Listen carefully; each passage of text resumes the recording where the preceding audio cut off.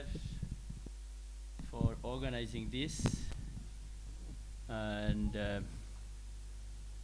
may Allah subhanahu wa ta'ala help us in our endeavor, in our effort, in whatever good things we are doing, bi-idhnillah. So the topic that has been mentioned is about the roles of parents. There are 3 talks, one tonight, the others later this year, inshallah. And if you are parents, and hope most of you are parents, alhamdulillah, then definitely the responsibility or the burden of responsibility is understood by you. I am a grandparent, so just enjoying the grandchildren's company. I don't have any responsibility. Sisters are not listening, hearing. Is it?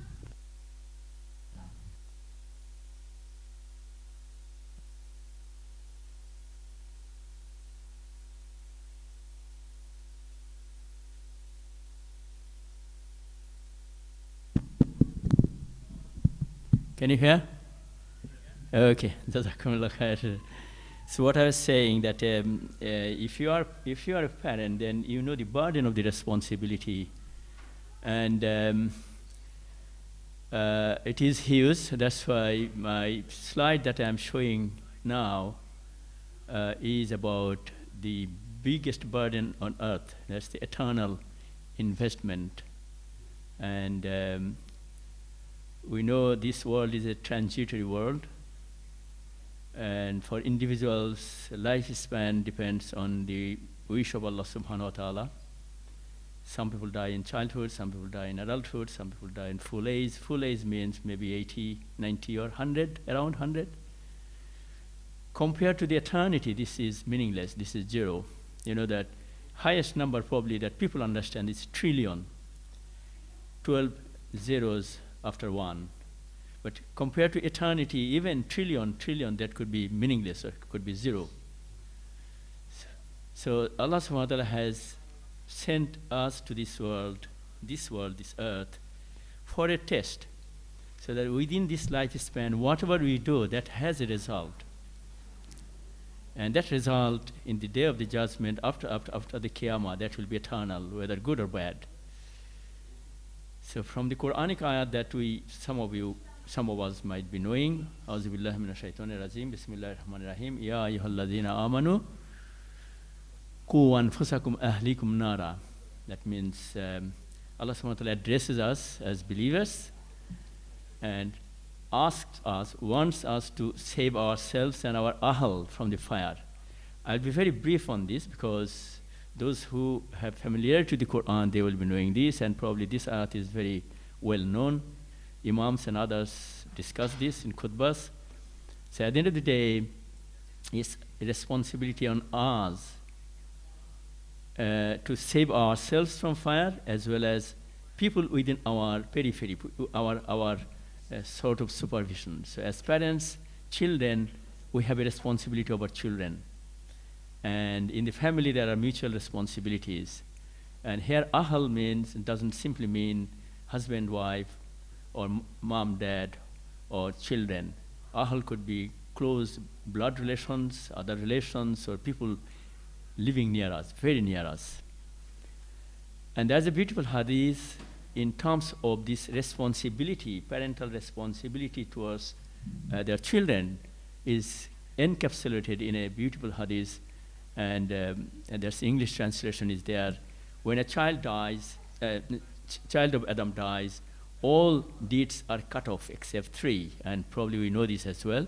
One is the sadaqah jariyah, continuous charity. The other one is ilm nafiya, that means ilm or knowledge that benefits people. And the other one is the pious child's dua for parents. Dua while the parents are alive in this world, and dua when parents leave this world, and children also, when they become adult, they become parents and they will die. So this is very straightforward hadith that encapsulates parental responsibility towards raising our children so that they are in a position to make dua. They should know Islam, they should be practicing Islam, otherwise dua they will not even understand what dua is. And in our society, in a society that we are living in, is a post-religious society, religion virtually has been jettisoned from this society, and Muslims are living in this and becoming more materialist and commercialized, unfortunately, is there under the influence of materialism or hedonism. Okay, so we talked about eternal investment. Now I talk about the investing the future, investing in our lifetime, or that can be apparent. And at the end of the day, parenting is about raising our children as better human beings. We are, alhamdulillah, we are good in many ways, but we can be better. We can be best. Our effort is to become better. So better human, better citizen, and better Muslim. These are the three things that we should try to understand in the perspectives of the context of the Western society, where citizenship, right, and responsibility is really, really serious. Unlike some Muslim countries or dictatorial countries where there is no citizenship right and establishment can do anything that they like, in this society, at least there is a due process of law. Although things are being changing unfortunately, but as long as judicial system will maintain its neutrality, and there will be basic common sense separation of all these spheres of government and basic human rights, there is a responsibility for us to try to become better citizen in the sense we don't violate law of the land. Rather, we, through our civic responsibilities, we help the society in many ways. We can become a force for good in the society. We can work for the common good of all. And common wisdom throughout the history, one of them was this philosopher, Confucius. He mentioned something that is more or less important for this world and is parallel to our understanding. What he said is, if your plan is for 1 year, then plant rice or crops.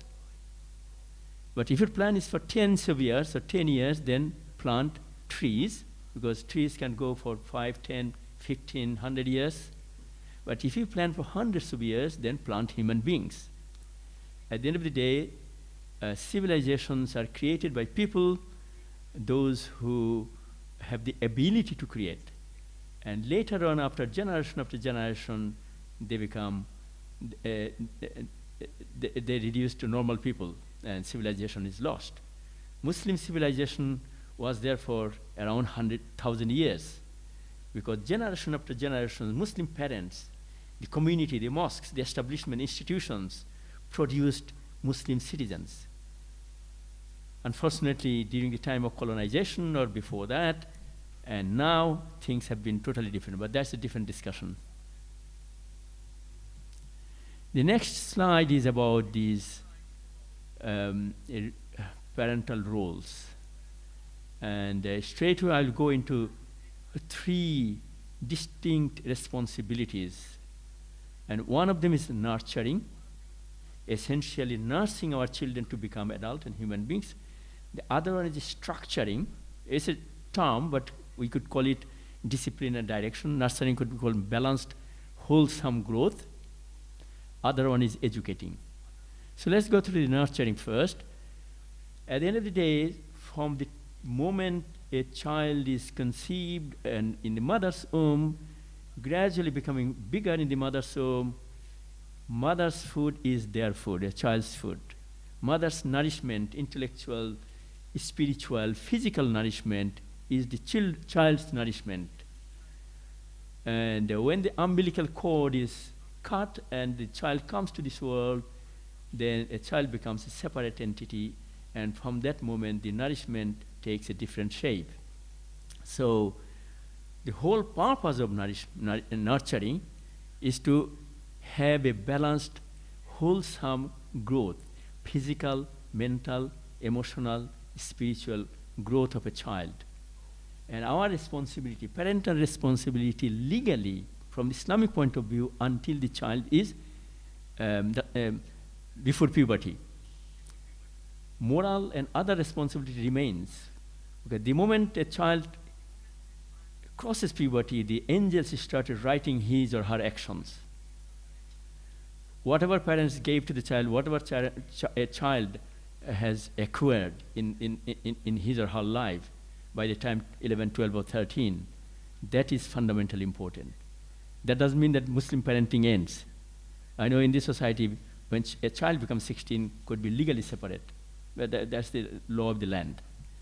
So providing basic needs, physical needs, security, giving love, attention, time, support, understanding, and acceptance, or validation, whatever we call it.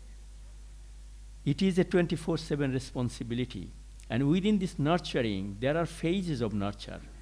From birth to, say, 2 years, weaning period is that mom's responsibility is near 100%. They will not be able to feed their milk, but at the end of the day, this is the period when child's, because umbilical cord was cut, and gradually it takes months and probably years to emotionally or feeling that child is now becoming a human being. Child has been human being since the birth, but age factor is important. From 2.5 or 3 years until 5 years, there is a phase. 5 years to 8 years, there is a phase. 8 or 9 years to puberty is another phase, but that's another discussion. Then, structuring also is important in the sense that it's not only for children's structuring or disciplining of life. If moms and dads, parents are disciplined or structured, informally or formally, whatever it is, life is well balanced. Children get the idea of life subconsciously from their parents. If they see parents praying, standing, doing sujood and bowing, children may follow, because children's brain, when they are born, is about 80 to 90% of the normal brain. Body may be very small, but the moment a child is born, brain is 80 to 90%. That means child can encapsulate, but although cannot express. And brain is like a sponge. Whatever is fed, a child sees, hears, observes, that is impacted or impinged on the brain. If it's like a sponge, put the sponge in milk and squeeze it, milk will come out. In a water will come out. In bad thing will come out. So that's why the home environment, parental role modeling is fundamentally important from the day one. Structuring comes when children becomes, say, 2, 3, and can talk and can make noise, can break things, can obey or disobey, if I can use this word. Discipline is important, and discipline is giving direction. Discipline is not punishment.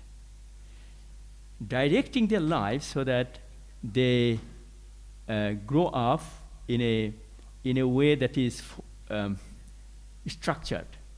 It's not like a crowd. Crowds are not structured. Police, army, and when they are structured, they look wonderful. But human life is not regimental like the army or police. Nor it should be totally chaotic like a crowd. So it has to be in the middle. So establishing rule is important. One doesn't have to, like a teacher, sit down with the children and write down.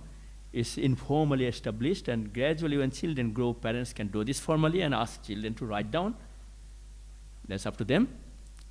Setting boundaries and teaching consequences of what children do.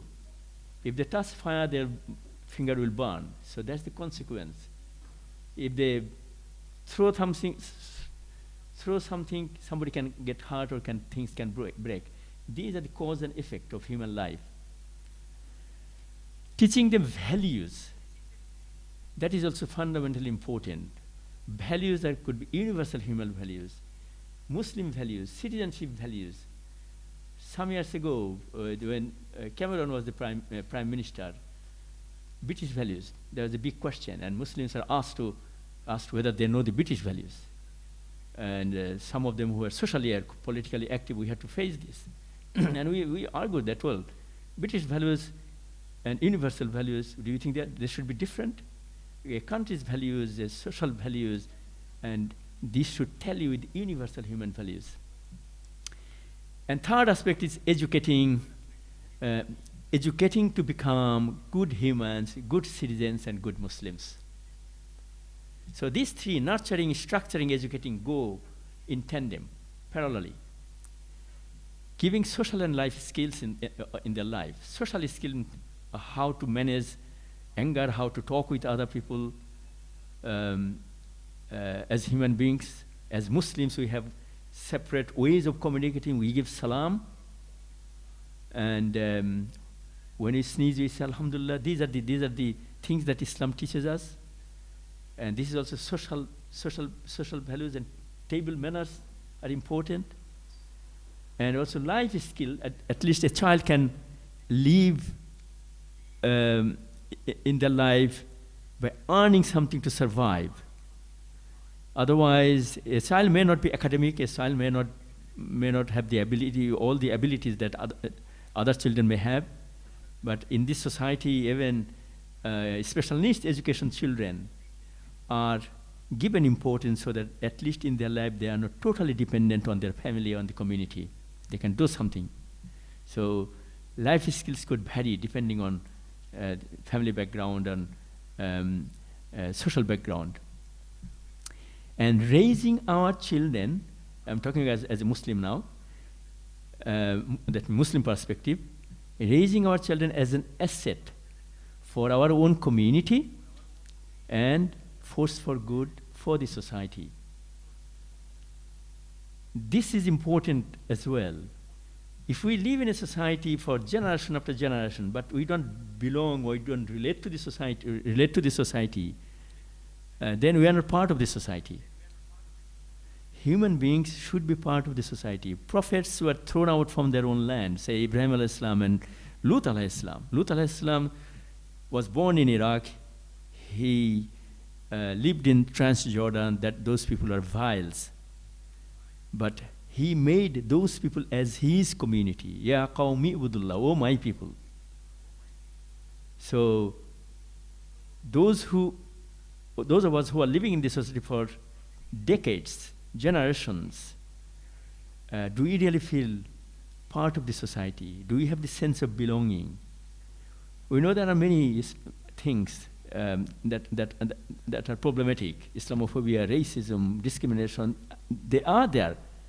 And these issues is present in almost every society. In Muslim societies, they are in different forms. Many Muslim societies, countries. So force for good for the society. If Muslims, children are raised with proper nurturing, with good structure, and they are educated to become a contributory part of the society, they will be valued. Nobody can point fingers at them. I know the racists and Islamophobes will always do this. But truth is always truth. Fact is always fact. Okay, so these are the three important aspects of parental roles: nurturing, structuring, and educating. Now let me say a few things about parental roles regarding the balance of nurturing. Because what happens if a child is nurtured, after that I'll show you a slide, is just like a plant. Gardeners, they nurture their plants, and they know where to put the plant. The plant should get some sunshine, air, water, protection. A plant nursery and child nursery, there is some similarity. Children need protection as well. Children need all sorts of environment. So if we put too much things on them, too much nurturing in the sense that we make them dependent, then they can become protective, and children can become intrusive, and they will not be able to probably learn life skills. And children will grow up egocentric. I have dealt with many problem children in the sense that when I was a special needs teacher, dealing with the children with behavior difficulties for about 15 years. Children, those who bring problem in the classroom, they have the share of their problem at home. I visited some homes as well and to see what's the family background. Neglectful parents, or over-intrusive parents, they don't know how to handle or raise their children. As a result, they grow up as egocentric or angry. But on the other hand, if we give too less nurturing, then they will remain emotionally distant. It's just like putting exact amount of water in the plant. If you put too much water, plant may die. If you don't put enough water, it may dry because of dehydration. So this parallel is important. And too little nurturing can bring there's not enough involvement in the family. Parents are not involved, children will not be involved. Children will not feel loved. And trust issue will be weaker for the children. Now let's see how structure balance is important. Sorry.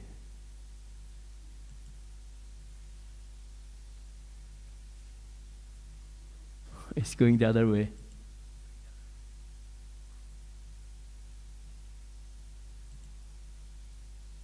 No.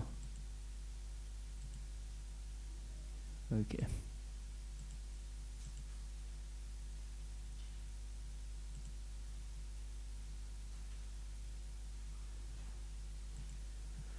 Somehow it doesn't go back. Anyway, let me.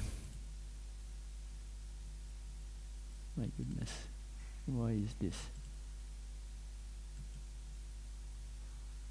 Okay. The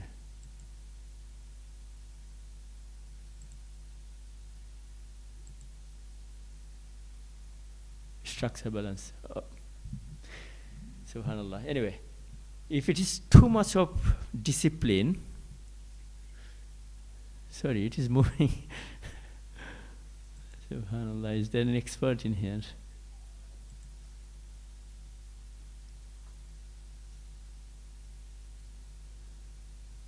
It seems to be automatically moving without me touching.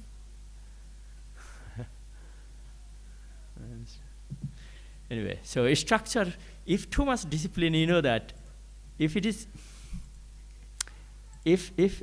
parents breathe on the children's neck always, that's the term that we teachers sometimes use, breathing on the neck. That means you always keep an eye on, have you done this, have you done this, have you not, always questioning, too much discipline or structure, then they will feel overly controlled. And they will see parents as rigid. Children may rebel at some stage, and we have seen this in life. Children may not be able to think for themselves because everything is being said from the top. It's like a dictatorial society. In a dictatorial society, there may be food and clothes and roads and everything are maybe perfect, but there is no freedom. On the other hand, if there is no discipline at all, then there's another problem. That's the other way around. A child becomes, it's just like a free fall. Doesn't know discipline, doesn't know where to go, doesn't know how to, when to come home, when to eat, when to sleep. So balance is important in human life. And in Islam, balance is fundamentally important because our religion is a middle way religion. And Muslim Ummah should be the Ummah Wasata. That means the middle path community. Extreme rigidity, extreme liberalism can take groups or individuals to the periphery of Islam, can take away from Islam. If someone feels that everybody is kafir, because there are Muslims who feel that those who don't believe like them, practice like them, they may be kafir. On the other hand, there is no Islam, there is no rules and regulations at all in Islam. So this is important. So at the end of the day, parental roles are, they are the educators, they are teachers. Teachers in the sense, not be formal teachers, but they teach. Anybody that teaches is a teacher. Prophet ﷺ was the greatest teacher on earth. They are the mentors of their own children. They are guides, friends, but they are not friends, they are friendly. We have to remember that parents are not friends to their children, but parents must be friendly to their children. And they are, of course, protectors, like you protect a plant from harm. And the best one for them is they should be the role models. Because when children are small, they cannot verbally communicate or explain themselves or answer. Only thing they can do is see, watch, and express themselves through cry or a smile.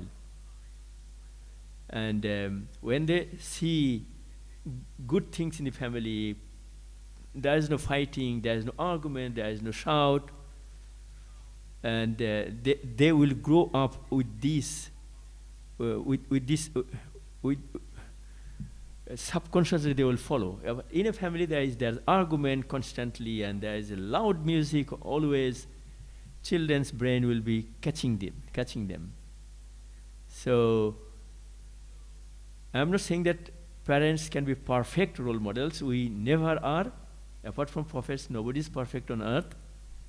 But what we can do, as best as we can, we try to, as a spouse, husband, wife, mom and dad together, as one unit, they behave with their children in that manner, they talk, and when children grow up, there is no differences of opinion in front of the children, and all these things that parents should mutually discuss within themselves, so that children see just one entity, parents. Of course, within the parents there is mom, there is dad. But if there is argument in front of the children or undermining one spouse by the other, initially child will not understand, gradually they will be fed up. And I know, I have seen some families, children don't want to go home after the school. They just hang around because they know that the moment they go home, there will be shouting or whatever it is. And that is the role modeling that parents can give to their own children. Okay, I just mentioned this before. Children and plants, they are a wonderful correlation. Of course, plants are plants. They are not human beings. Human beings are the steward of Allah on earth, caliph of Allah on earth. Plants grows within probably 1 or 2 years, or 5, 6 years, and by the time a plant's life could be hundreds of years.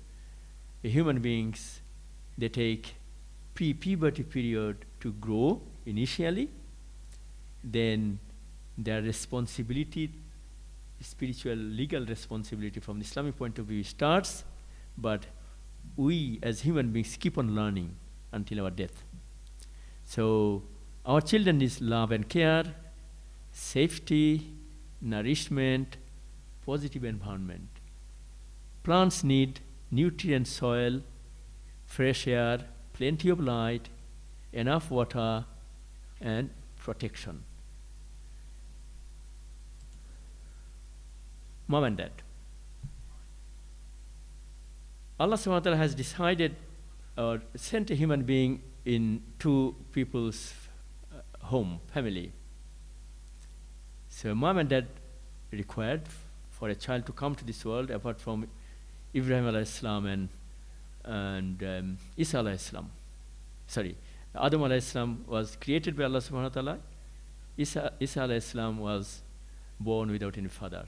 But that's the natural, the way of human beings coming to this world. So mom and dad, they are fundamentally important, and responsibilities of mom and dad towards their children when children are pre-puberty period, and the responsibility of children to their mom and dad when mom and dad become frail or old, reciprocal virtually. And Allah subhanahu wa ta'ala mentions this in the Quran.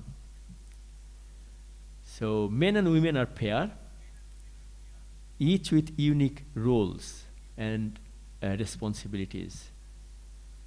According to Allah subhanahu wa ta'ala, we all earn our own fate by our own actions. And so we have some complementary roles, we have some similar roles. Okay. There's a saying in the English language that it needs a village to raise a child. That means, village means probably Muslim countries' village at the moment. Western society, developed countries' village are not village anymore. They have become cities. Part of the extended, there is some quietness, of course, unlike the capital city or big cities.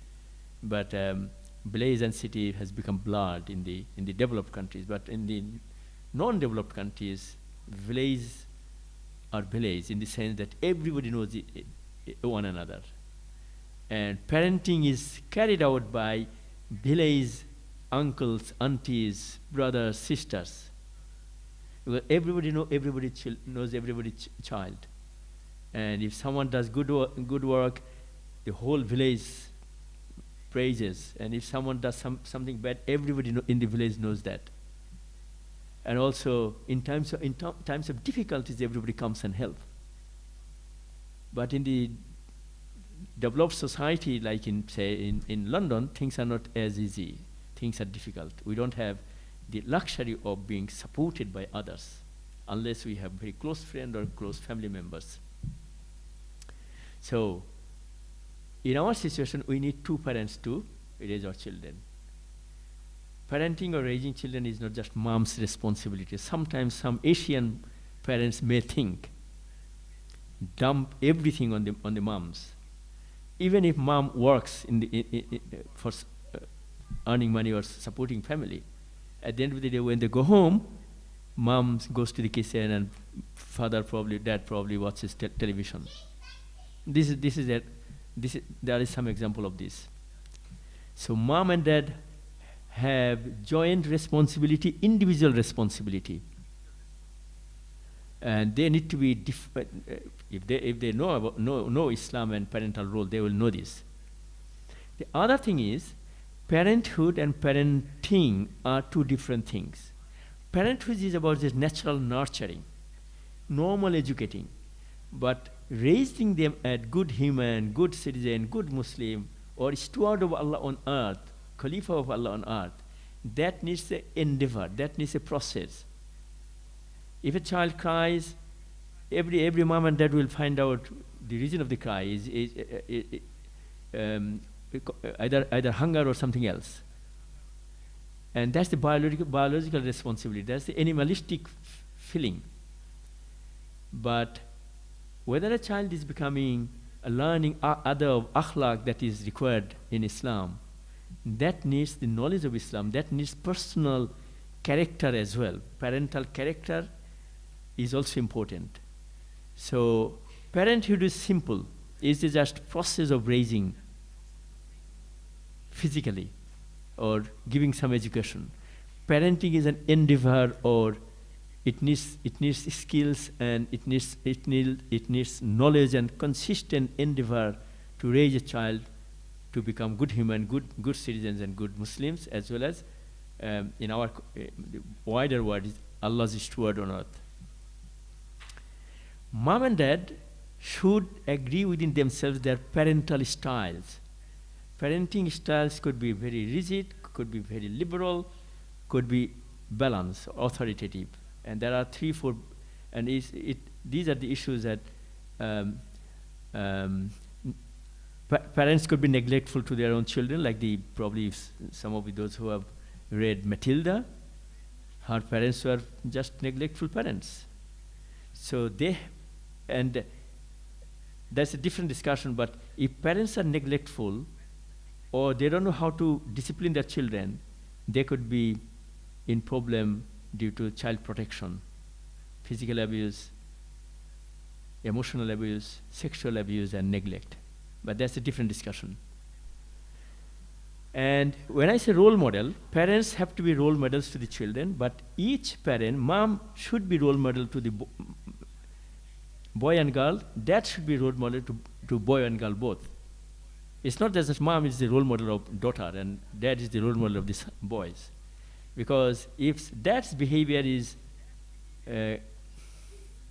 not good, then a daughter will see a man, that means her father, as a bad human being. Then she will, when she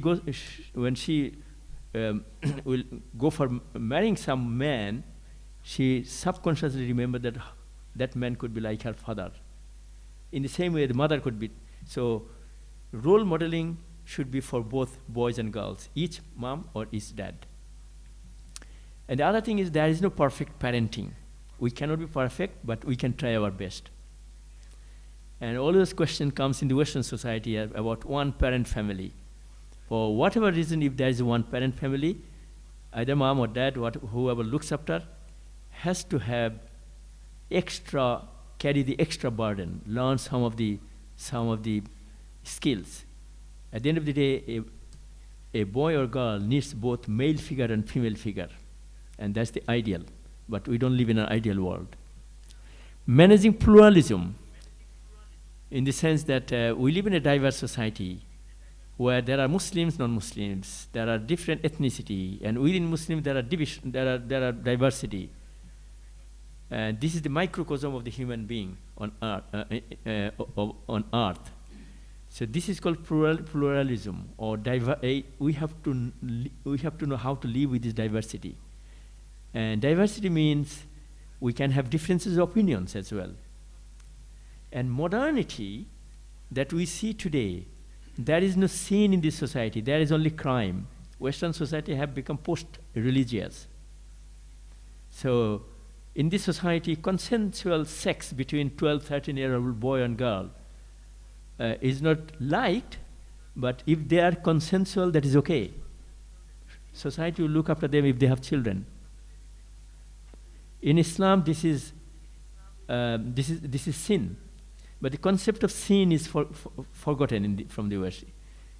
Long ago, 5, 7 decades ago, when boys and girls were living together, they used to be called living in sin. But this word or phrase has been taken away from the dictionary. There is no living in sin anywhere. It's just cohabitation. And people do this, and this is coming to the Muslim communities as well. I know some cases, personally know some cases. Relationship and without getting married, they have children, unfortunately, sadly. Managing device. Device means all the devices, screens, television. Television is now is not that. 20 years ago, television, I used to call them terrible virus. TV means terrible virus. Now, terrible virus is just palm held, the telephone set or iPhone or whatever. And this one can contain as many things as this computer can contain, from pornography to terrorism to best thing on the earth. It depends on how we raise our children so that they can pick and choose. And many children have lost everything. And you know, three girls from one of the Tower Hamlets school in 2014, they were indoctrinated by this.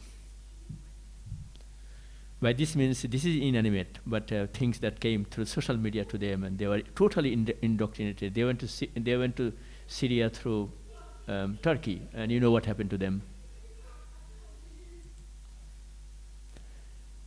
I'll come to an end with this slide, home and family. Because we have been discussing about the nurturing, home is the essence. family, home, these are the fundamental human institution. Once this institution is damaged, society will be damaged. And we know historically, powerful nations lost everything because their social structure became polluted. And marriage-based family has been there in all religions, all cultures, historically. Now, family structure has changed. We had marriage-based family, then became marriage-based, that was the extended family in the beginning, then became nuclear family. After Industrial Revolution, when women needed to work, husband, wife, and 2, 3 children, their grandparents, they became periphery, totally periphery. Then became the cohabitation family. And cohabitation, this is called the blended family in the sense, normally women suffer because they live together, have children, and women bear the children.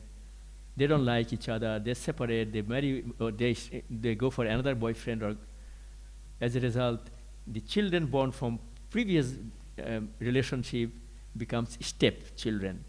And there's abuse of step-children in this country. That's called step families. Or it's called blended families. So this is third category. Fourth category is already established in the developed countries. That's the same-sex families. But that's a different discussion. From our perspective, home is the essence. Home is the organization that is the primordial human organization. And home means it is a nursery, it's a school, it's a madrasa, it's everything. It's a 24/7 responsibility. And mom and dad should share this responsibility. Schools or madrasa or Islamic schools cater for only 35 hours a week out of 168 hours, and excluding holidays. So it's the parental responsibilities. If the family is happy, sweet, loving, cool, stable, secured, then thing that we have discussed, children naturally will grow seeing this, hearing this, observing this, and more than 50% education is done. The rest is just effort by parents to formally teach them, and teachers and imams to formally teach them. But if the family is broken, unhappy, neglectful, cold, dysfunctional, then the children's future is can be totally destroyed. There can grow good children within this, that's an exception.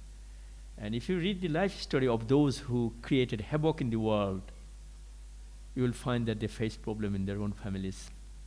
I think I've taken enough time, and we can probably have some discussion and questions, inshallah. There's next session that will come many months later on. We can discuss that separately.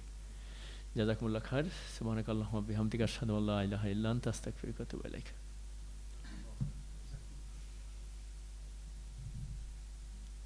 Around 15 minutes.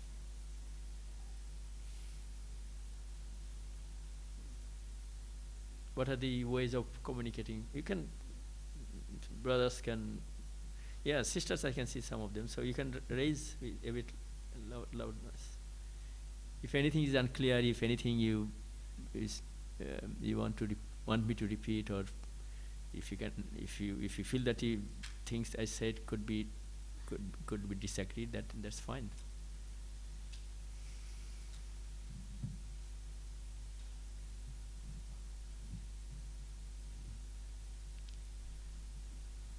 Yes, sister.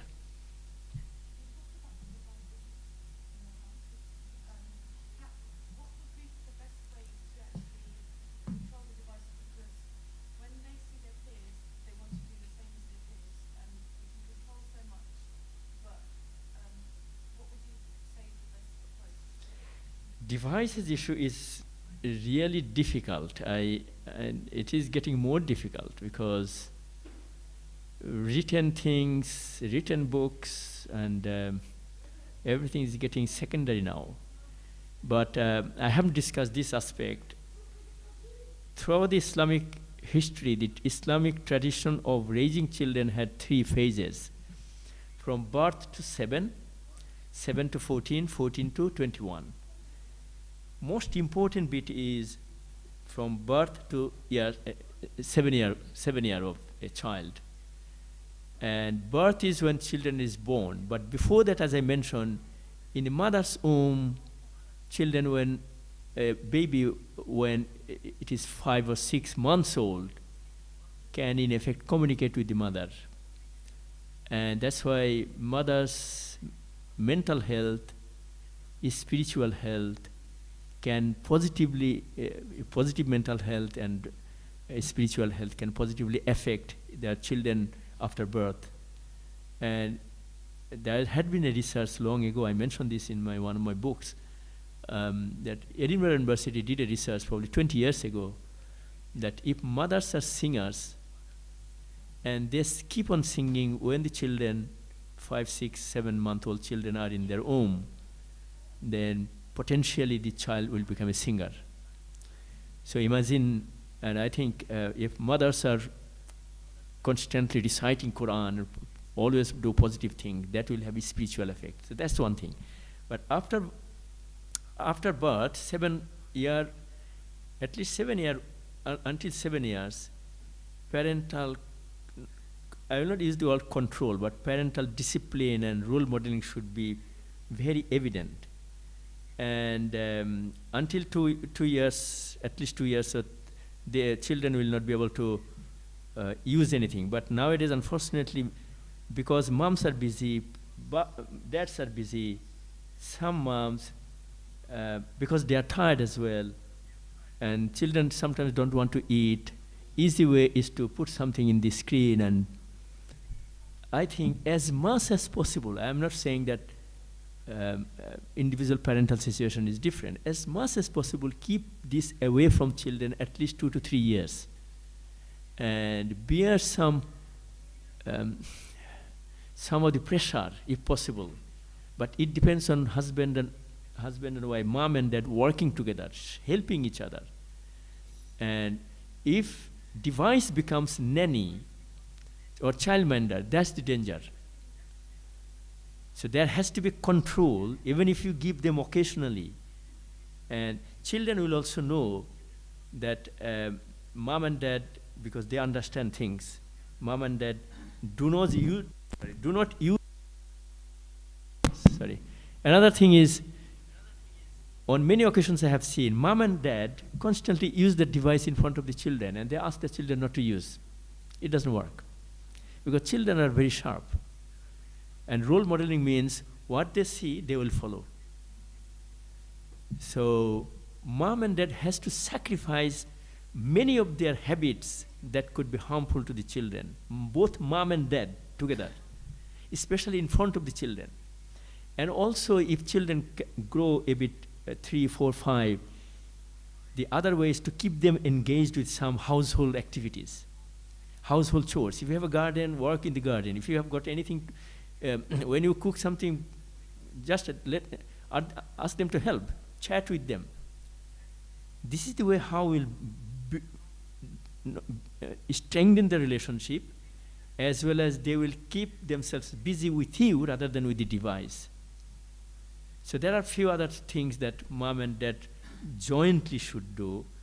And until a child is 7, children should be raised with play and with absolute freedom, in the sense, whatever we want them to do, we don't pressure them, but we see whether they have got interest in that. If someone is very sharp in memory, we can ask them to remember or memorize some part of the Quran or some poems. So there is no pressure. There is formal education in Islam doesn't start until a child is 7.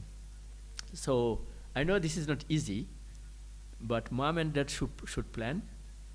And once you give your child, and depends when you give, the child should be mentally, emotionally, intellectually ready to follow you on his or her own. And you can give some test beforehand, so that you can rely that your child is not going to misuse this or overuse this. But that needs lots of commitment and creative ideas and support from spouse or maybe some other family members. If you have got elder children, they can probably help. Or if some other people are there around you, they may be able to help, inshallah. Any other? Just an example. Sure. I know a family, boy and girl. The girl, she's 5 and the boy is 9. What the apparently the families, they negotiate 20 minutes with their kids. Okay. They use that device each day, 20 minutes, no more, no less. Yeah. And it looks like it's working for them. Yeah. So you can negotiate. You can once children are a bit say they have got a bit of maturity, you have got family sessions with them. In the family session, you ask your children, you discuss things, everything, that our eating time, our Quran time, our prayer time, our what we eat at home, is it always chicken that children love, or there should be vegetables or fish? You know, everything that a family does, that should be discussed in the family session. Mom, dad, children, even with small children. Take their opinions, and through democracy, you more or less come to a better conclusion, so that they also know that at home there is a consultation, their voice is heard, their opinions are respected. So these family sessions are also very important. So negotiate with your children and set a rule that 1, 2, 3, 4, at least not more than 5 rules about device time, eating time, and homework time, etc. Inshallah. Yes? Got 3 questions. So first one is, how can we cope as parents if your 2-year-old is hitting? Google states that a child can't express themselves, so this is the way they react. How can a mother prevent this from happening? Who is hitting 2-year-old? 2-year-old is hitting the parent. Oh, 2-year-old is hitting the parent. Okay, okay. I think by the time a child is 2, hitting is not that hitting that deliberately, intentionally, abusively hitting the mom and dad. And this is the weaning period. It's still 2-year or 2.5-year-old. And if this is a regular habit, and if you are worried, if you are not a psychologist or teacher yourself, then it's better talk with the health experts, or if is there any cognitive issue, is there any story in the family, and because that's not even the nursery. Nursery starts at normally 2.5, apart from private nurseries. So if you're worried, then you should consult these experts. But I would not worry normally if a 2-year-old child hits parents. Because the child is still so little that personality has not developed within himself or herself. And if a child is 3 or 4, then that is more worrying. But if someone is worried, then should consult the experts. The next question is, how do we instill the Islamic values in a child when they are taught in school, LGBT? Okay, LGBT. It depends on the school-age children. Sadly, in this country, 5, 6 years old are given LGBT education. Now, this is one of the reasons I always advise our parents to have knowledge of how a school is run, how decisions are made in the school. And I always try to advise our young professionals to choose teaching as a career, because teachers, they can not only teach, they can help their community. If a subject is within the core subject, maths, science, English, if it is a part of science, Normally in the secondary, it is difficult to withdraw your children, but normally parents can withdraw their children from certain class. But all these things are gradually becoming strict, especially for Muslims. So if you are to send, that's why some Muslims send their children to Islamic school, but Islamic school number is tiny, 170, 120, and there are only 1/4 entry. Only 3% probably children, Muslim children, can go to Islamic schools. Rest 97 or 95% children go to state schools. How do you cope with that? So parents have to know many things about education, education policies, law in this country. In the same way, parents should know many things about medicine, because GPs in this country are overburdened, they make mistakes, and you have to have basic knowledge to even question GPs. So in the same way, if you have basic knowledge about education, education policies, and the role of teachers and the role of governing bodies, then if something goes wrong and you understand, then you can articulate and ask questions. So that's one way. So you can say you can withdraw, or you can talk to parent governors, so that syllabus, central government sends, education department sends guidelines, and every borough has its own way of doing things, and individual school can change something depending on the governing body. So if Muslims are parent governors, Muslims are knowledgeable about education, if they are teachers, then they will be able to handle easily. So if you cannot withdraw your children teachers are taught these subjects in the secondary age or towards the end of primary. What you have to do, and that's also parental responsibility, the moment you send a child to a school or nursery, once a child is back, either on the road when you pick up or at home, spend 10-15 minutes with the child. Ask him or her what he or she has done. Has she faced bullying? Has she seen something? What about the teacher? Who is her best friends? It's parental responsibility to know ins and outs of anything that happens around their child. There should not be any abdication of this responsibility. If they know this, then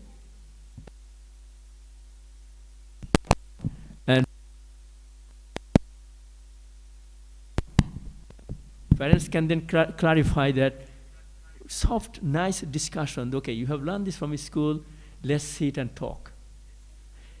So child's brain is contaminated in some ways from outside. You have to decontaminate, and that has to be done every day. And in the weekends, you have got extra 2 days. In the holiday, you have got 2 days. So it's not just mourning that our children are learning something where I cannot do anything. It's not like that. Every capable community where individuals are proactive, they handle things in their own way. Muslims are in many cases, very passive. Many of them are not aware what happens. And especially, I have been running parenting courses and sessions for 2 decades. I find most of them are our sisters. I know the men sometimes work and they cannot, but sometimes men are not interested even. So it's mom and dad jointly should take this up, learn things of the society, and seek advice from those who know things, and especially those who have been in education, social service, psychology area. And it is not insurmountable. But if we leave things as it is, if we give up, then we will only mourn. And that's what is happening at the moment. Okay? You have another one probably. Okay. Jazakumullah khair.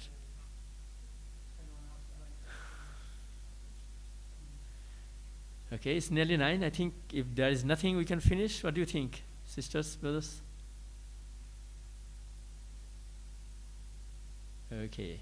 Jazakumullah khair. Subhanakallahumma bihamdika ashhadu an la ilaha illa anta astaghfiruka wa atubu ilaik.